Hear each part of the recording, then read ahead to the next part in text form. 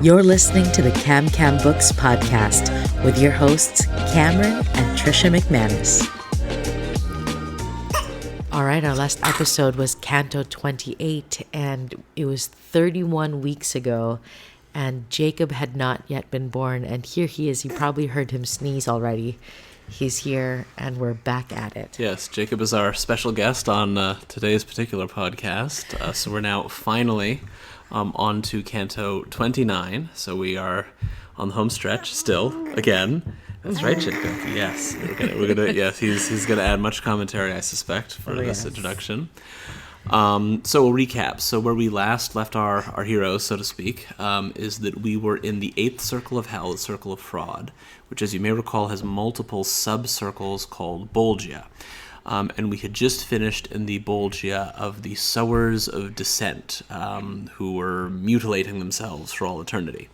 So we're now going to move on to the final of the Bolgia in here. Dante's going to first be looking at those sowers of dissent, and then we'll get right into the canto with the Dante Daily, which is love what is more than what you want. The many people and the diverse wounds these eyes of mine had so inebriated that they were wishful to stand still and weep. But said Virgilius, "What dost thou still gaze at? Why is thy sight still riveted down there, among the mournful, mutilated shades? Thou hast not done so at the other Bolgia. Consider if to count them thou believest, that 22 miles the valley winds. And now the moon is underneath our feet. Henceforth the time allotted us is brief, and more is to be seen than what thou seest." Appropriately for our Dante Daily, Virgil begins his canto by calling Dante's attention to what is. So what's going on is that Dante is spending extra time looking at one of these souls in the previous Bolgia, one of these sowers of discord, and Virgil's saying, hey, come on, snap out of it. We don't have all day here. You've got to stop looking at these souls and just lamenting over their awful fate.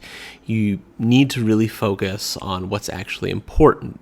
And as we're going to see in the conversation that follows, there's going to be an awful lot of these souls are already damned. You need to kind of move on. You need to accept that that is so, and not be focused on your imagination and so forth. When Virgil mentions that the moon is under our feet, a little side note, the medievals did know that the earth was not flat. They knew that it was round. However, they did believe that the earth was fixed and everything else moved around it. So he's indicating here the passage of time. They don't have as much time as they want to actually go through the afterlife. They're on a tight schedule, so to speak, and Virgil tries to hurry Dante along. Dante will now explain why it is that he's lingering. "If thou hadst, I made answer thereupon, attended to the cause for which I looked. Perhaps a longer stay thou wouldst have pardoned. Meanwhile, my guide departed, and behind him I went, already making my reply, and superadding in that cavern where I held mine eyes with such attention fixed. I think a spirit of blood laments the sin which down below there cost so much. Then said the master, Be no longer broken, thy thought from this time forward upon him. Attend elsewhere, and there let him remain. For him I saw below the little bridge, pointing at thee, and threatening with his finger, fiercely, and heard him called Jerry del Bello. So wholly at that time wast thou impeded by him whom formerly held Altaforte. Thou didst not look that way, so he departed. O my conductor, his own violent death, which is not yet avenged for him, I said, by any who is sharer in the same, made him disdainful whence he went away, as I imagined, without speaking to me, and thereby made me pity him the more.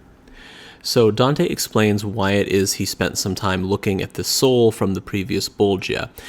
Basically, this guy was a member of the Alighieri family, so it's a spirit of the same blood as me, as Dante indicates. Then Virgil replies, don't spend any time thinking about him. When you were talking, again, we're thinking in the previous canto here, to one of those other souls, I saw him looking at you, essentially, with hatred and pointing the finger at you, and you didn't even see any of this, and then he walked away. And then Dante replies that, he's probably mad because no one in our family has yet avenged his death. There's a sort of blood feud between the Alighieri's and another family. Okay, that's what happens in terms of the basic summary. What does it mean for the Dante daily? It's really this. What Virgil is trying to indicate is that this choice of hell is permanent. You have to really love what is. And Dante the author, really wants to slap us in the face with this idea. He's not saying, loving what is, loving reality just means, hey, you've got to kind of accept your state in life. He means the really hard stuff. We have to accept that some people have really chosen hell, and we have to actually accept that. We cannot actually spend our heaven saying, oh, if only so-and-so had acted differently, he could be in heaven. If only things had been different. We can't dwell, for Dante, on these imaginary versions of people. We have to accept what the guy really is. And that's the real point of this exchange. Dante feels pity for this guy because he remembers what he was, or what he could have been. This was one of his kinsmen, a member of the family, may have known him very well. What Virgil is trying to call his attention to is he is not that guy anymore. What he really is someone who deeply and utterly loathes you and will do so for all eternity. Thus did we speak as far as the first place upon the crag, which the next valley shows, down to the bottom, if there were more light. When we were now right over the last cloister of Malebolge, so that its lay brothers could manifest themselves unto our sight. Divers lamentings pierced me through and through, which with compassion had their arrows barbed, whereat mine ears I covered with my hands. What pain would be if from the hospitals of Valdiciana, twixt July and September, and of Maremma and Sardinia, all the diseases in one mote were gathered. Such was it here, and such a stench came from it, as from putrescent limbs is wont to issue. We had descended on the furthest bank from the long crag upon the left hand still, and then more vivid was my power of sight. Down towards the bottom, where the ministress of the high Lord Justice infallible punishes forgers, which she here records. So we're at last introduced to the final Bolgia of the Circle of Fraud, and here is where we see punished the forgers. Now, this is going to it's a very big umbrella term, and it's going to encompass a few different kinds of things. When we say forgers, we're mostly going to be thinking people making, forging documents and counterfeit money, and we will see that, but not in this particular canto.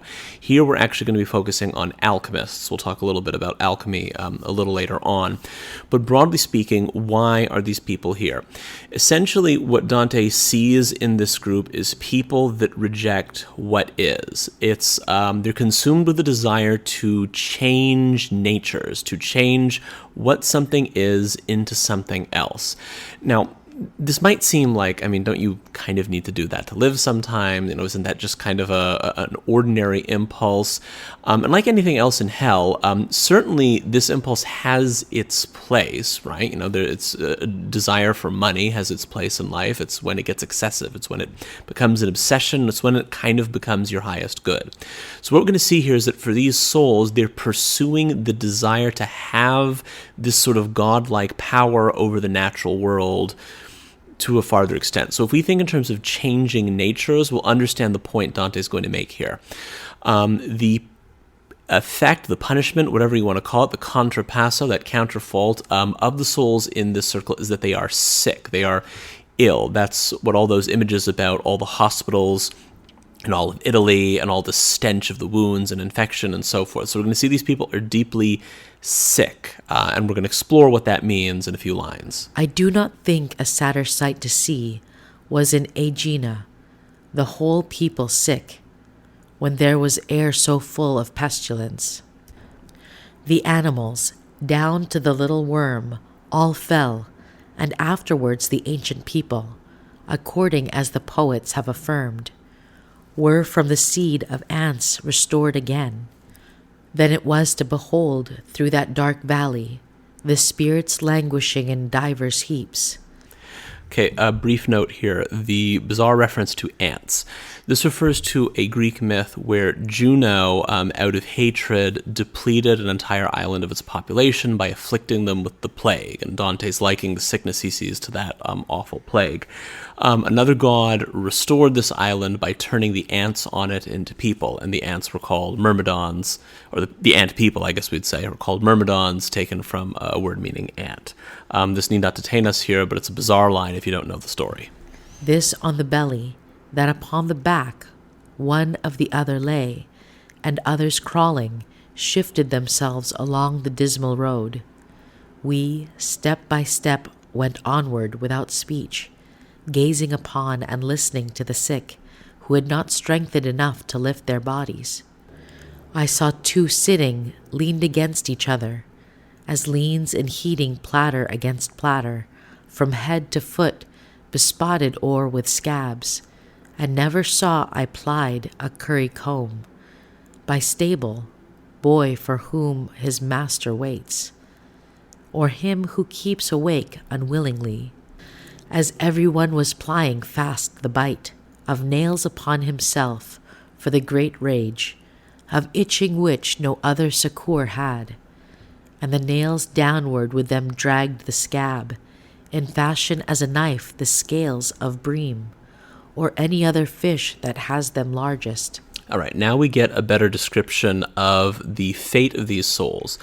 The way to understand what's happening here spiritually is that for these souls, what I want versus what is, that kind of conflict, that quest, that yearning, that's kind of their highest good. And we're all there sometimes, right? We bemoan how, oh, if only things could be different. But for these souls, there's a deep-seated hatred of reality as it really is, because it's not the way I would have it. So what we see then, the way Dante visualizes this, is they're not merely ill, but it's an illness that causes them to scratch themselves. And they're scratching themselves so much that they're kind of like, peeling the skin off. It's like knives. It's like gutting a fish. All this kind of imagery. Well, essentially, I think what Dante's getting at is this.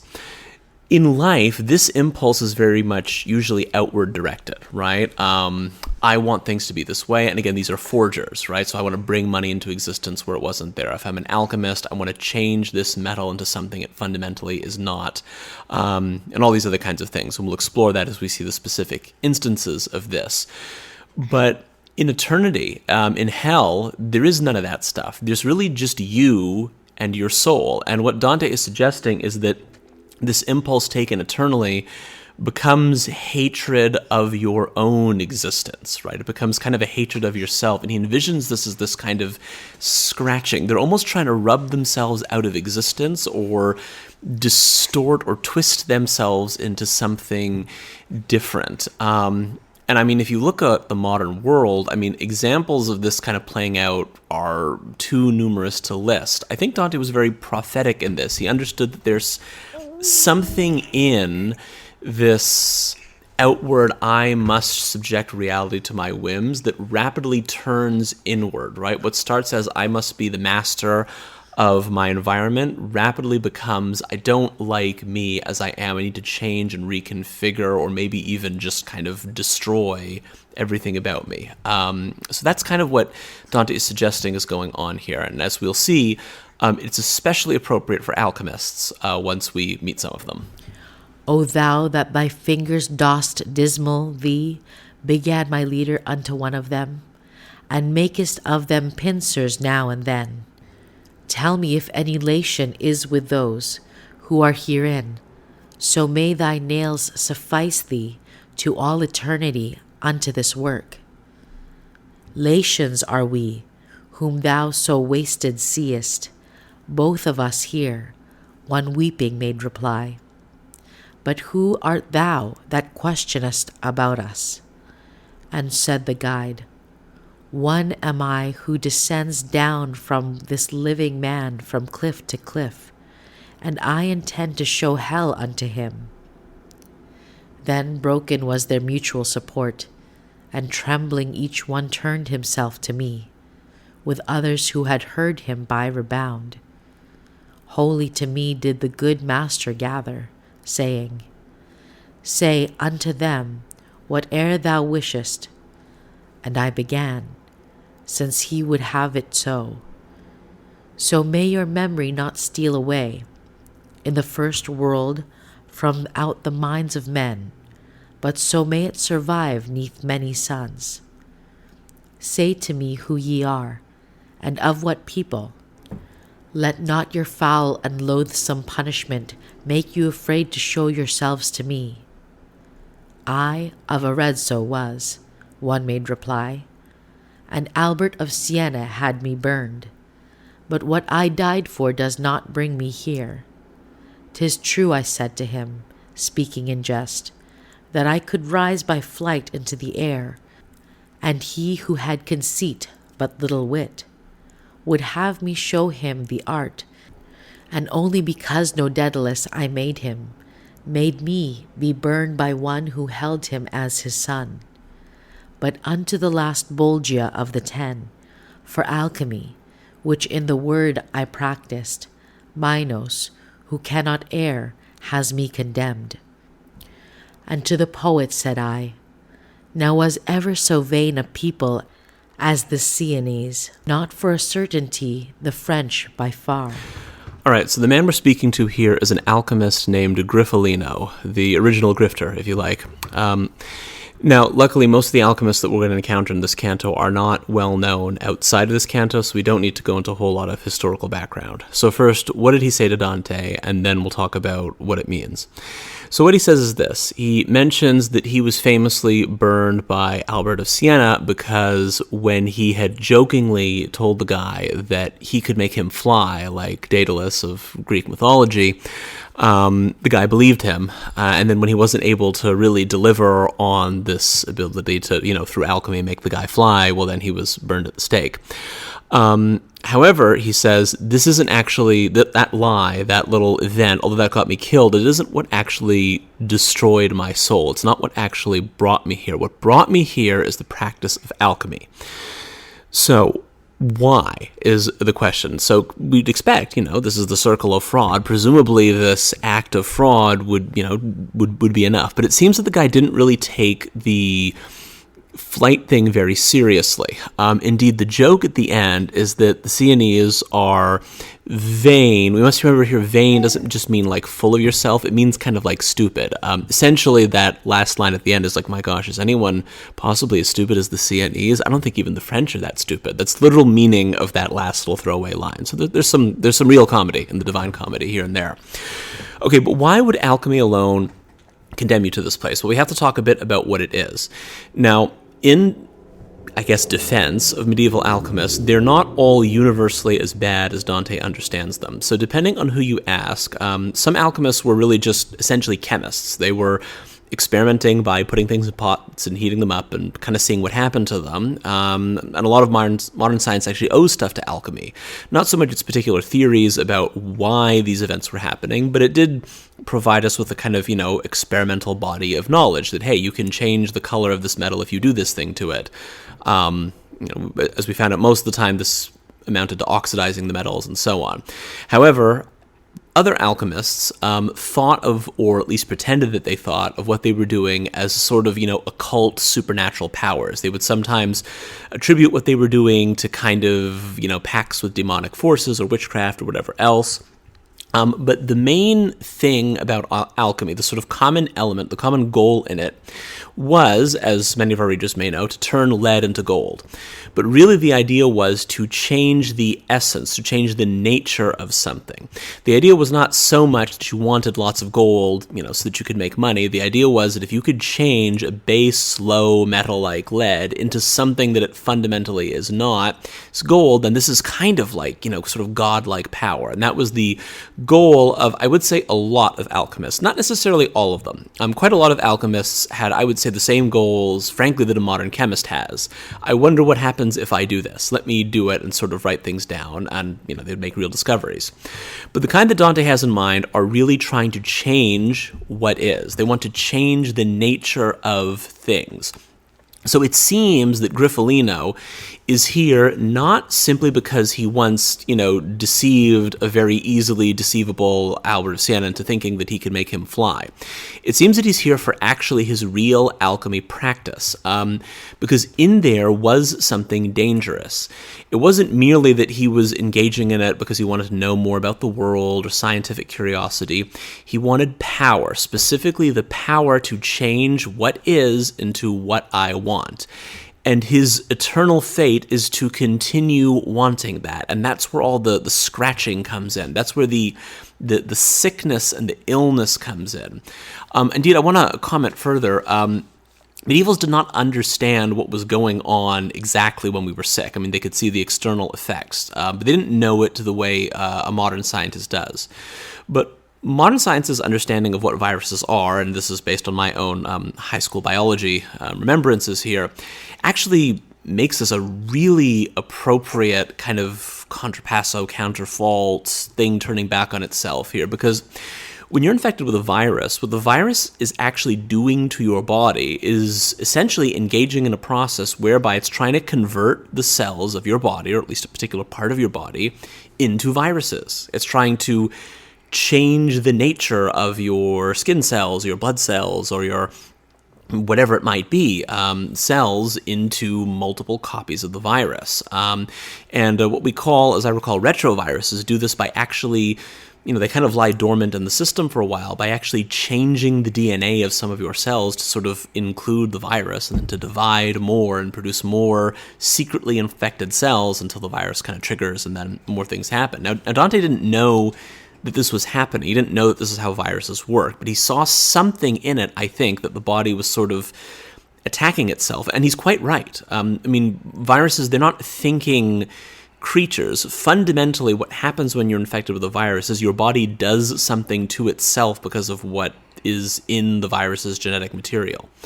So yeah, in a sense, this is really the core problem here, is that alchemists prefer what I want to what is, and that is a deeply disturbing eternal fate, Dante suggests here. Whereat the other leper, who had heard me, replied unto my speech, taking out Stricha, who knew the art of moderate expenses, and Nicolo, who the luxurious use of cloves discovered earliest of all, within that garden where such seed takes root, and taking out the band among whom squandered Caccia Disasian, his vineyards and vast woods, and where his wit the Abagliato proffered.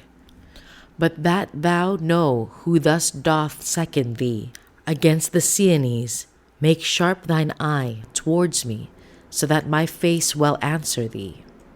And thou shalt see me, I am Capocchio, shade, who metals falsified by alchemy.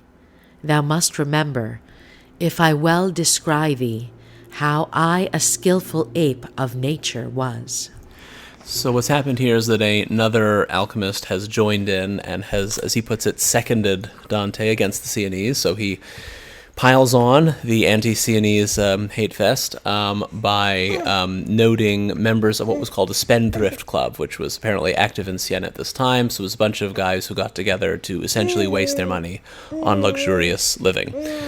So he goes in and adds to Dante's insults, and then shows him that, I too was an alchemist, and he says, you probably remember what a skillful ape of nature I was, because that is, again, precisely what he was trying to do. A side point, a few decades after Dante's death, we would be treated to the birth of St. Catherine of Siena, so the Sienese are not altogether deserving of this awful reputation, at least not all the way throughout history.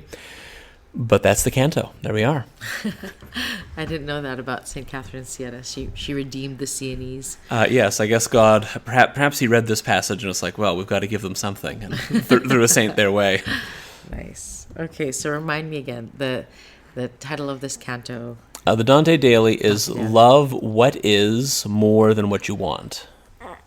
Okay, we talked about this earlier, and you said it's not just about appreciating what you have. Indeed, it is about that for sure, but it goes much beyond that. So I should first explain the origin of this phrase, what is, at least the origin of it for me.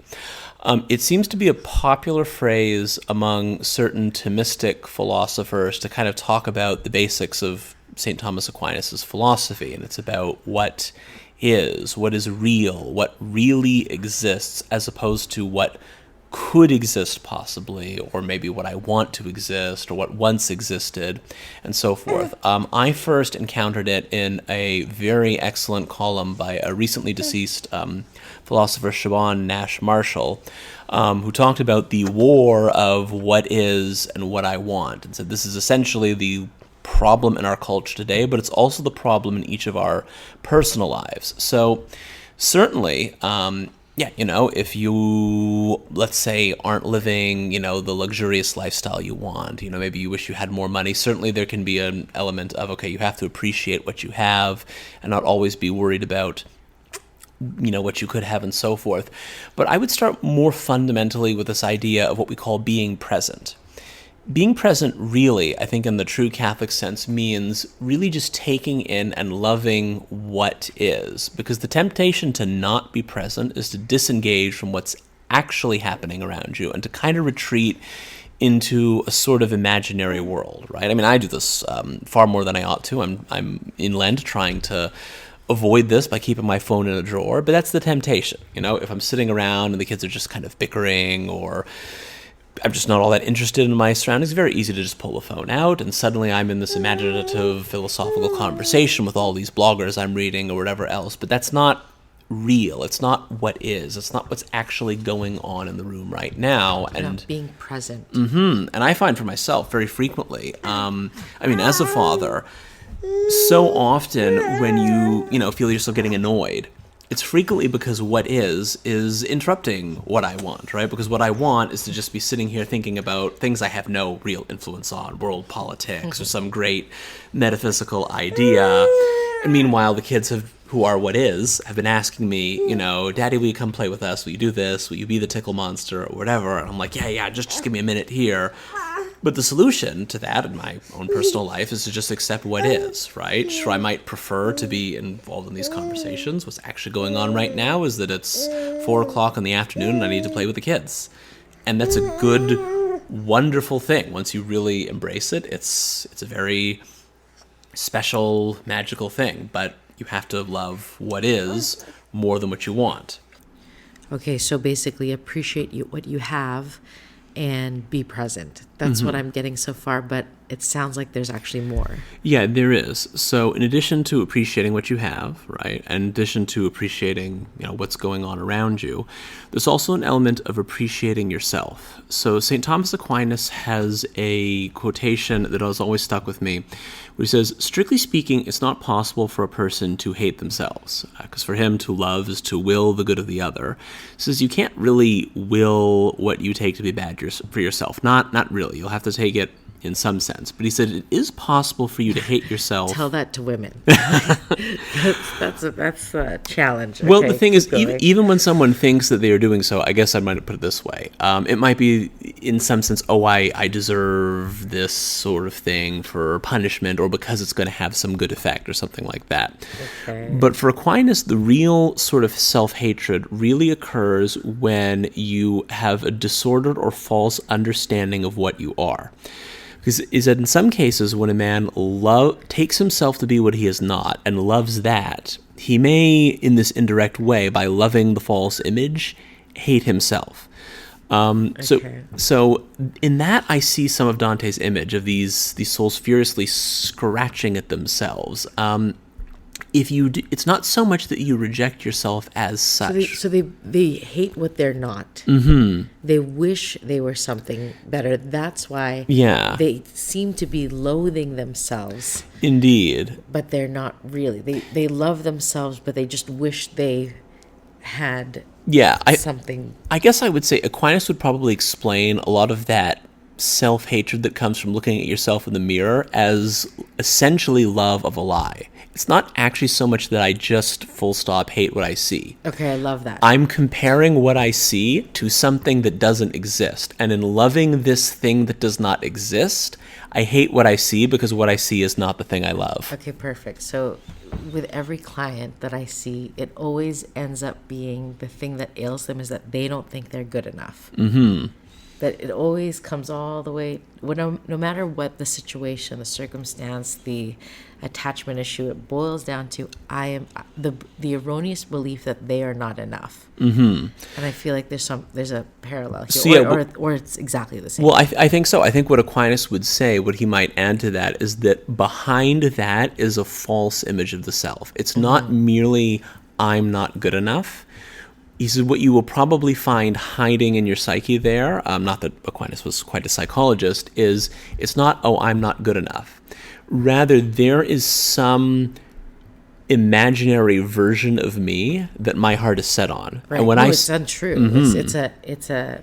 It's a erroneous belief of self. Mm-hmm. So I think that what is going on here is that when you find yourself sort of rejecting yourself, what I think is useful is to identify, okay, what actually is this thing that I'm holding myself up to be? What is this fake thing that I love and really shouldn't because I'm loving it instead of my real self? Mm-hmm. That's getting in the way of me just appreciating or loving myself as I am. But in this day and age, it's really easy to point it out.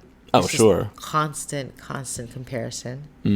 And everyone posting their highlights. Oh, of course, the highlights, right? Not the lowlights and the struggle. And the nice thing about and the importance of friendships is that when you're vulnerable enough with each other, you get the truth. Exactly, yeah. Behind the person. No, when it's just just that social media presentation, you can really believe that everybody else is nothing but fun all the time.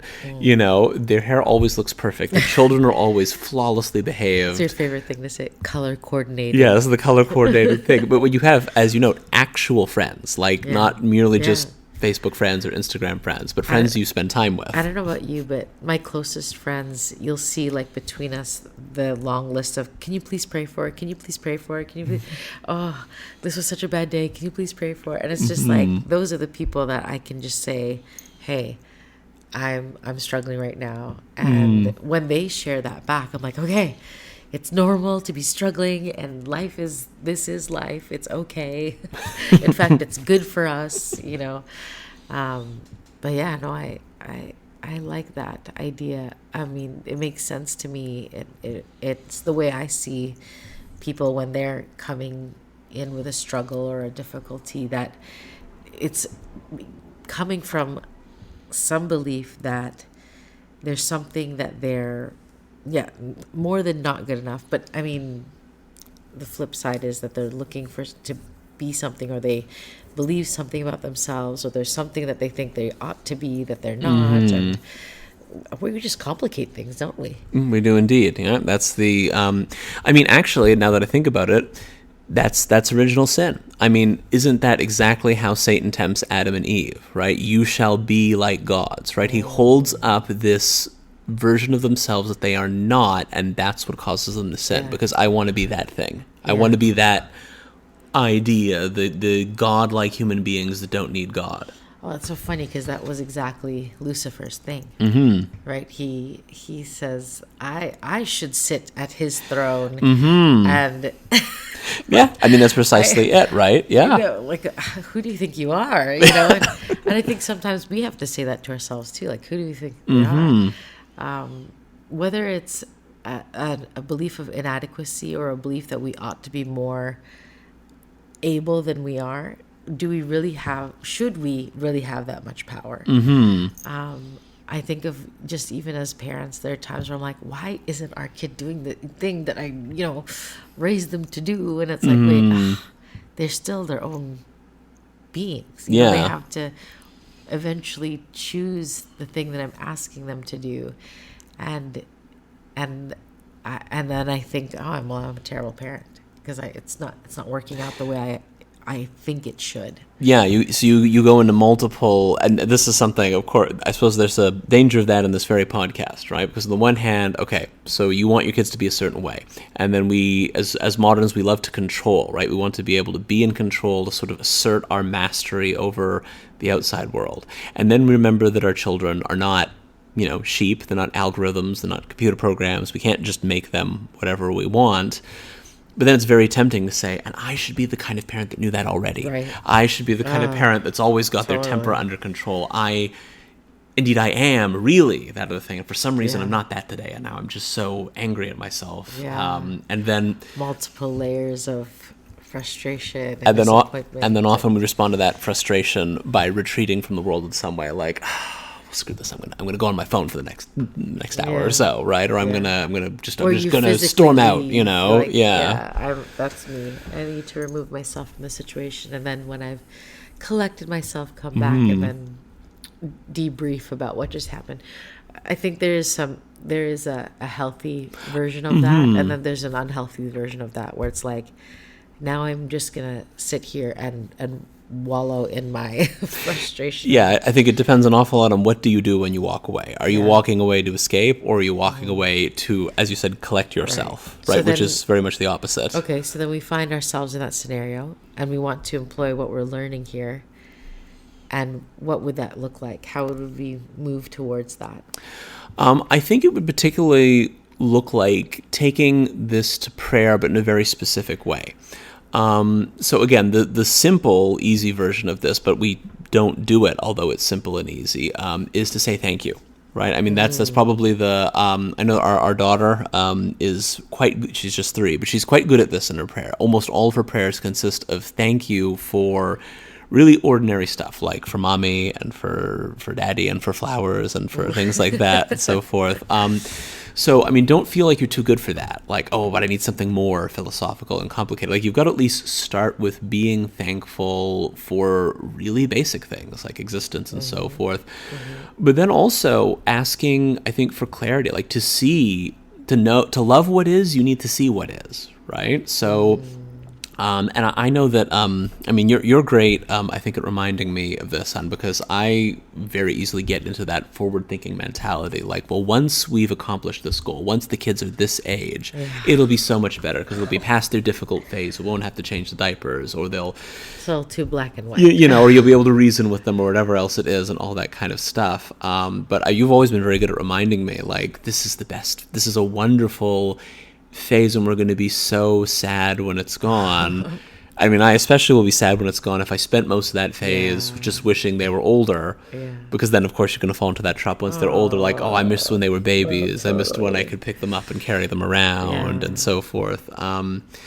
And that's true for a lot of things, right? It's true for different stages in life. I mean, single people often, if they're discerning marriage, they often long for how long am I going to be alone, and you often there's certain pleasures in being alone, and you can miss them. And ironically, I think a common, I don't experience it myself, but I think a common trap for married men in particular is to look back on their bachelor days, like, oh, in those days when I could do whatever I want. I could order pizza 5 nights a week if I felt like it. I could just stay up and watch Netflix. I could do what I want when I want it.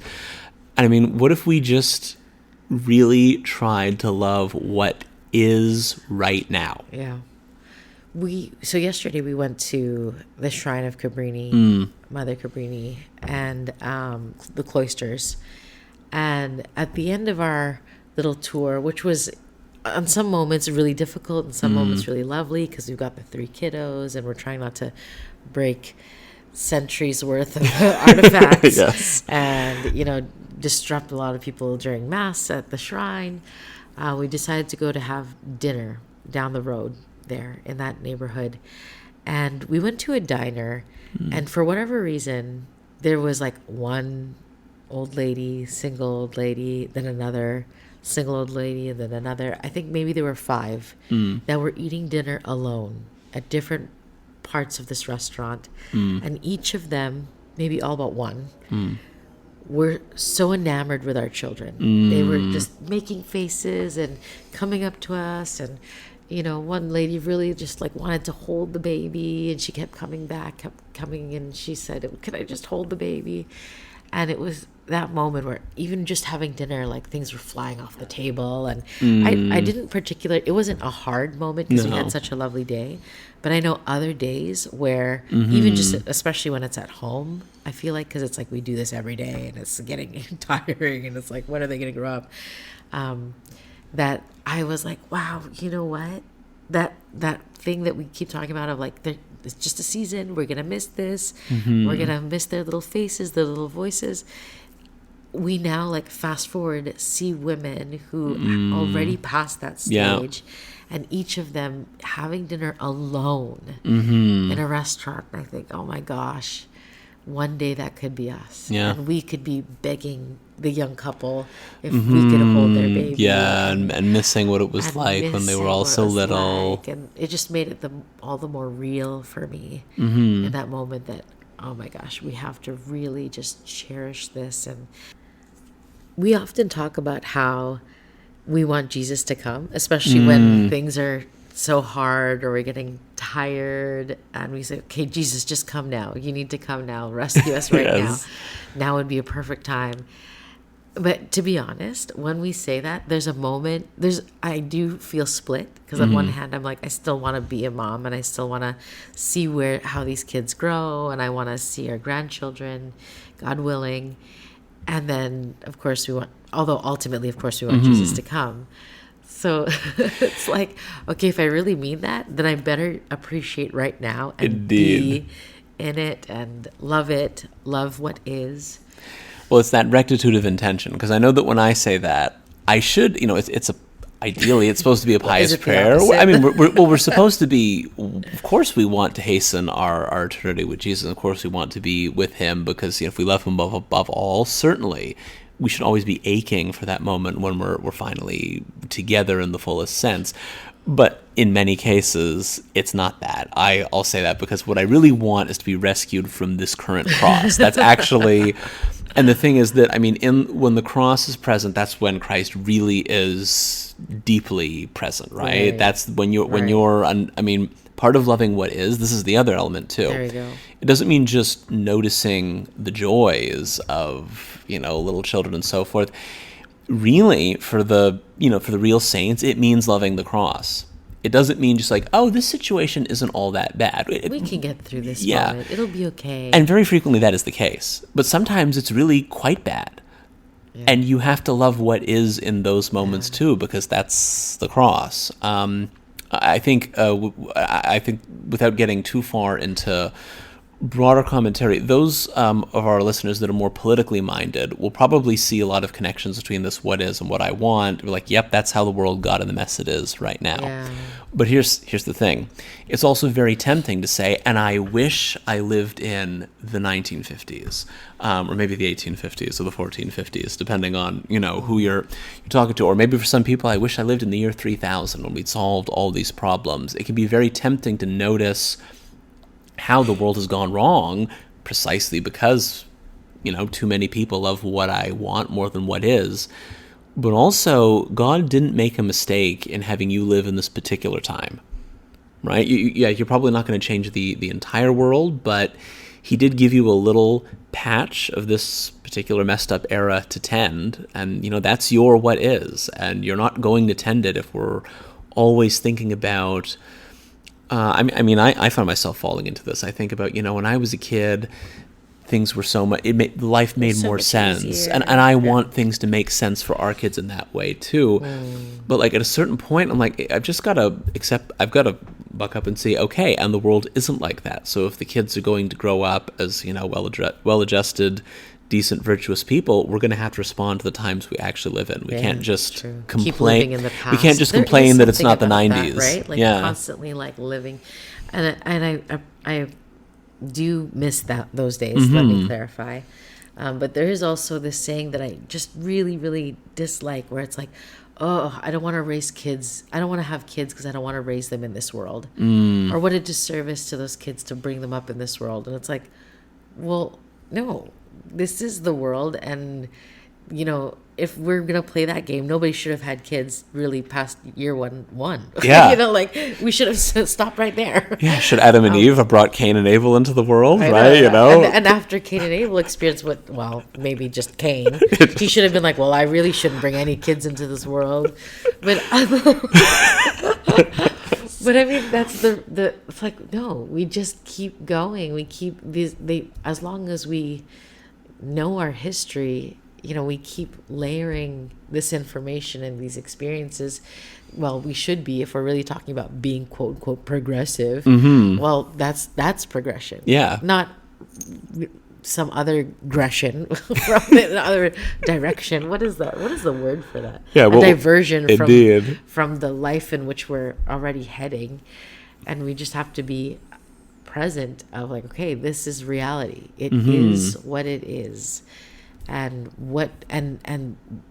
you know, we're not just subject to it. We actually get to be participants in it, and we get to be choosers of these things. Father Mike Schmitz had a homily on being an author of people being the authors of their own stories recently. Oh my gosh, maybe this was actually in the what is the Hallow series right now?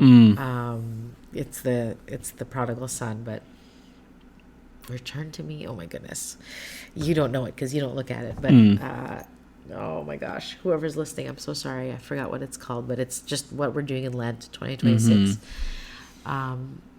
Basically the prodigal son, and his most recent episode was on how we need to be the authors of our own stories and really take charge of our story rather than just our life happening at us and us kind of just, you know, swirling in it. We actually can take steps and make decisions about what's coming at us and how to be very intentional about how we live to get to the ending that we want. He had said that there, like 25% or 85% of people at one point in their lives want to write a book. They want to be authors. They want to get published, but less than 1% actually go do that. And I thought of you and I said, congratulations, honey, you're 1%. But that's, I mean, that's like, wow. People have this desire and they don't pursue it. They don't like take the steps. And I wonder what other, I mean, that's just writing a book. What about people who want to travel to a different country, or people who want to learn another language, or somebody who wishes they started a company? You know, like there's so many other things that we could be doing in life that just become a fleeting thought or passion and don't actually do anything about it. Yeah, I really like this. I think this is very important because one thing I had wanted to bring into the conversation is that if we just say, you know, love what is more than what I want, what we discussed so far might sound like, okay, so stay just still. Yeah, stay don't still. Move. Don't do anything. So like, you know, if I'm working minimum wage job at McDonald's and living in a terrible apartment and I have kind of nothing going on in my life, well, okay, I got to love what is more than what I want. So I guess I'll just do this till I'm 90. Well, no, actually really being in the moment, really actually saying, okay, what is going on right now? It's when you really love what is, you will actually become conscious of what is my duty, and not, oh, I really should do that thing sometime. Like, okay, what should I do right now? It's 10:30 on a Saturday night.